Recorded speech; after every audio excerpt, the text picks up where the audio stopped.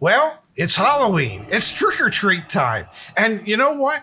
I've got tricks for you to play on the dealer. All right, 3 ways you can scare a car dealer, not like in a boo kind of way, like a boo. It's more of a, I am a knowledgeable, informed car dealer who's going to get, or car buyer who's going to get a great deal. Yes. Number 1, Dad, it has to do with talking about and only using out the door price, correct? Yes. The dealer, the salesperson is going to want to find out what your payment range is, where you want to be payment-wise. You don't want to discuss payments at all until you've established an out-the-door number for the vehicle. What does that mean? Out the door, the selling price after the discount, all fees, state fees, dealer fees, the total amount you would have to write a check for, if they'd even allow you to write a check.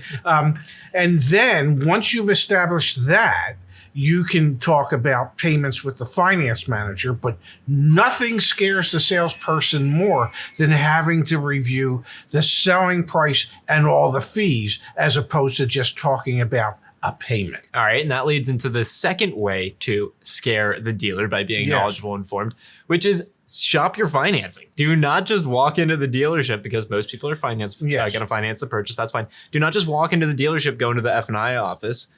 Like if we were to start to roll this back a little bit, if you walk in, you talk payments with the salesperson. Oh, I can fit you into $750 a month. Oh, and then you go into the finance office and they say, great, we got you at $750. No way, Pops. How do you scare them? You come in with pre-approvals, right? Yes, you go to your local bank, you go to a credit union, you get pre-approved prior to walking into the dealership.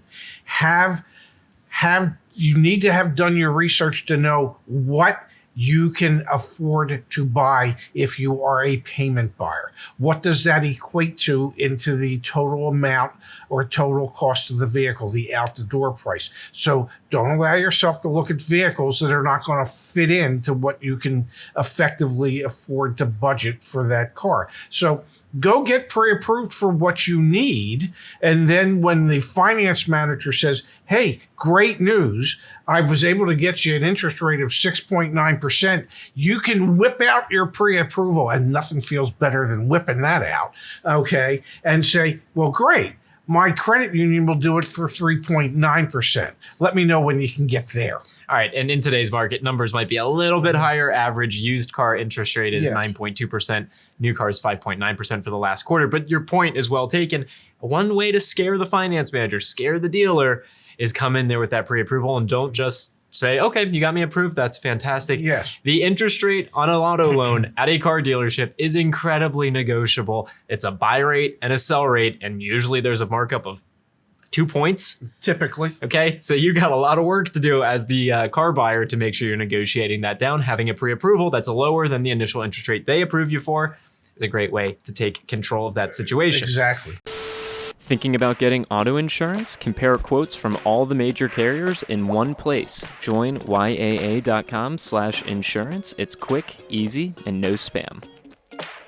The third piece of a car deal for most people, and the third way to scare a dealer, Dad, has to do with your trade-in, which quite frankly, in a lot of situations, shouldn't even be a trade-in. No. And what you should do if you have a trade-in, I hate to say this, but you should go to joinyaa.com/sell and plug in the information regarding your trade into our car widget. And you only have to put the information in once, answer a few questions, and it'll spit out the offers that the local offers that you can get for your car from people like CarMax, Vroom, Echo Park, Driveway, local dealers. And then you can take that information with you when you're at the dealership. And remember, your trade-in is a separate transaction from the purchase of the car. First, you want to establish the out-the-door price on the car. Then you want to say, hey, I have an opportunity for you to buy a car now. And you can talk about your trade-in as a separate transaction and have your information to back up why you want what you want. So if the dealer is offering you $10,000 and Echo Park offered you $12,000, you can say, we're going to need to get a lot closer to the 12,000 for you to be able to trade it in. And the reason this is scary, if I'm on the dealer side, is because it's a cash offer. It's not the KBB. Yes. Because Dad, you did this for decades. Someone comes in with a KBB. What are you saying to a KBB? Well, the first thing a salesperson will say to you is, well, KBB isn't writing any checks. Okay, so I come in with the Echo Park. They'll write the check. That's the difference. That's why this fits our Halloween theme. Yes. I hate to say like scare, because you were a sales manager, a general manager, a salesperson. So it's like, I don't want to be like, hey, here's how to go scare my dad. But these are the ways that you just can be more informed to get a better deal. Yeah, and doing these things, you're not really going to scare them, but you're going to put them on notice that you know what you're talking about, and that they're going to have to deal with you in a slightly different manner than they would somebody that doesn't have this knowledge or information. So it scares them in the sense that they know they might not be able to make quite as much money as they had hoped to make, and that they'll just have to work a little harder to earn your business. Monthly payments, we are going to stick to the out the door price. You approved me for 8.3%. I have a pre-approval for 6.3.